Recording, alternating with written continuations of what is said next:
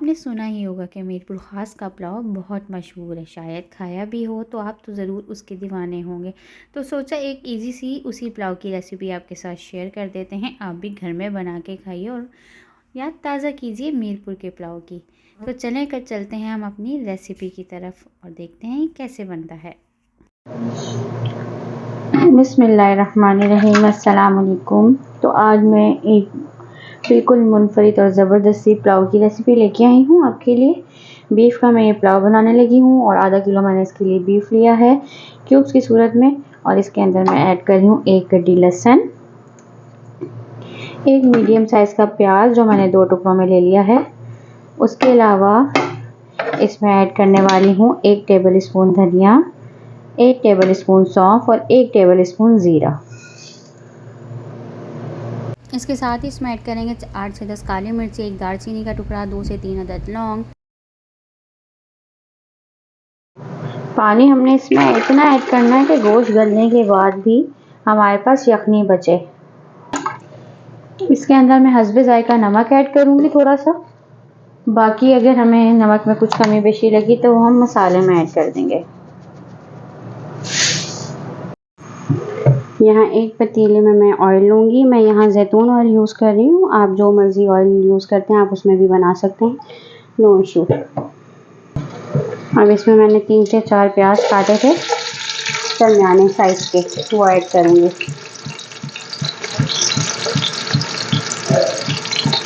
इसको करते हैं सौटे और हमने इसको लाइट ब्राउन करना है, डार्क नहीं करना है।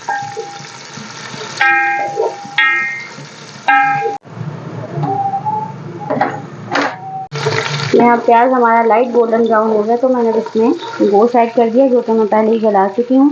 अब इसके अंदर मैं ऐड करूँगी लहसुन अदरक की पेस्ट जो कि मैंने 3 टेबल स्पून के करीब ली है तकरीबन। डाल के इसको अच्छी तरह भूनेंगे, इसकी खुशबू आने लगे। मैं यहाँ इसके साथ आलू भी ऐड कर रही हूँ, ये बिल्कुल ऑप्शनल है, आपकी मर्ज़ी, आप ऐड करें आप ना करें।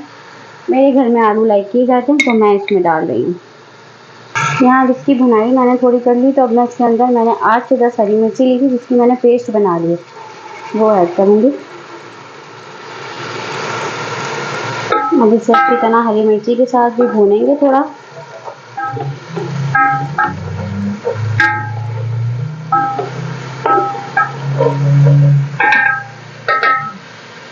अब इस स्टेज पे मैं इसके अंदर टमाटोज ऐड करूँगी जो कि मैंने काट के रखे हुए हैं और इसको सॉफ्ट होने तक मैंने पकाना है।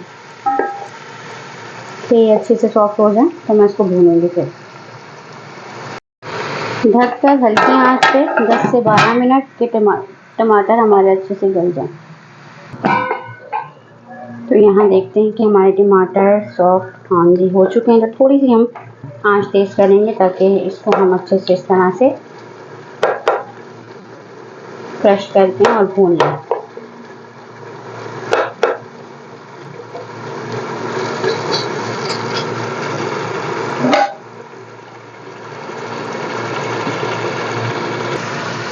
देखें अच्छी तरह टमाटर की भी भुनाई हो चुकी है। अब मैं इसमें स्पाइसेस ऐड करूँगी जो इसमें जाएंगे। मैं आपको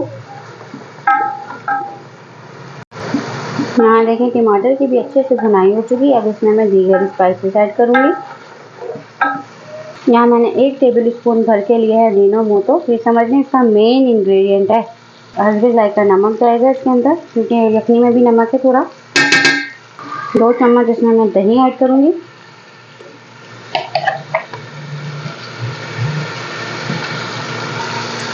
अब इसे मिक्स करेंगे।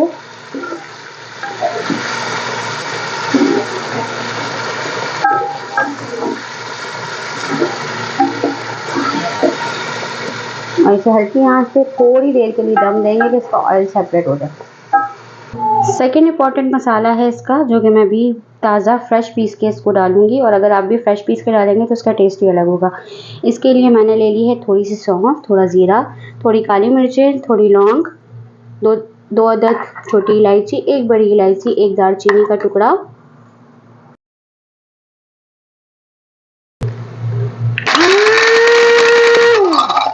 मतलब थोड़े थोड़े मैंने सारे गरम मसाले ले लिए हैं। उसके अलावा सौंफ लाजमी डालनी है और इसे मोटा मोटा पीसना है हमने। ना बहुत बारीक हो ना ज़्यादा मोटा रहे। यहाँ देखें इस फॉर्म में ये आ गया मसाला, इस तरह ही हमने पीसना है। यहाँ मैंने इसके अंदर यखनी ऐड करनी है। मैंने 1.5 गिलास के करीब तकरीबन चावल लिए हैं, तो मैं 3 गिलास इसमें यखनी ऐड करूँगी। 1/2 kg मेरा गोश्त है।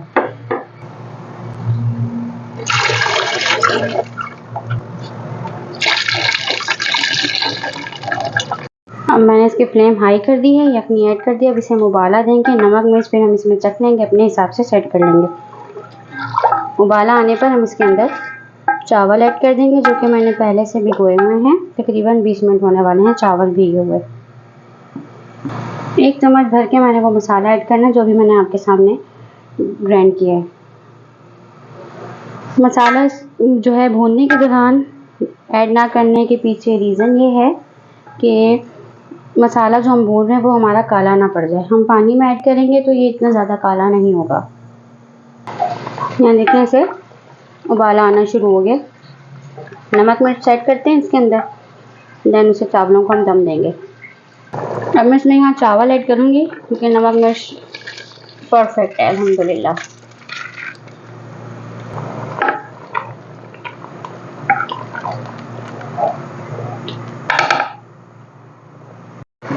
अब तकरीबन ये दम के काबिल हो गए हैं चावल। तो अब तवा रखूँगी मैं तेज़ आंच पे और तवा अच्छे से गर्म हो जाएगा तो इसे हमने 20 मिनट्स का दम देना है।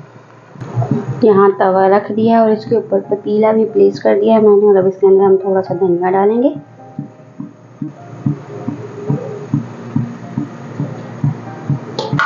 और इसे 20 मिनट का दम देंगे।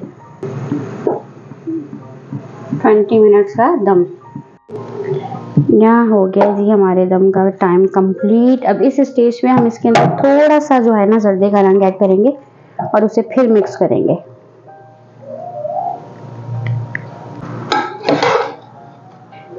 जी तो ये हो गया है रेडी अल्हम्दुलिल्लाह। ये लीजिए, यहाँ हमारा मीरपुर खास का मशहूर पुलाव पक के रेडी हो गया है। एक बार आप इसे ज़रूर ट्राई कीजिएगा, ये बहुत लजीज बनता है। आप दूसरे पुलाव को भी भूल जाएंगे, ये मेरी गारंटी है। उम्मीद करती हूँ ये रेसिपी भी आपको ज़रूर पसंद आई होगी। तो काइंडली मेरी वीडियोस को लाइक करें, चैनल को सब्सक्राइब करें और बेल आइकन प्रेस करना ना भूलें, ताकि मेरी आने वाली हर रेसिपी का लिंक आपको जल्द अज जल्द मौसूल हो सके। अपने प्यारों के साथ मेरी रेसिपी को शेयर किया करें। मुझे दुआओं में याद रखें। अपना ख्याल रखें। अल्लाह हाफ़िज़।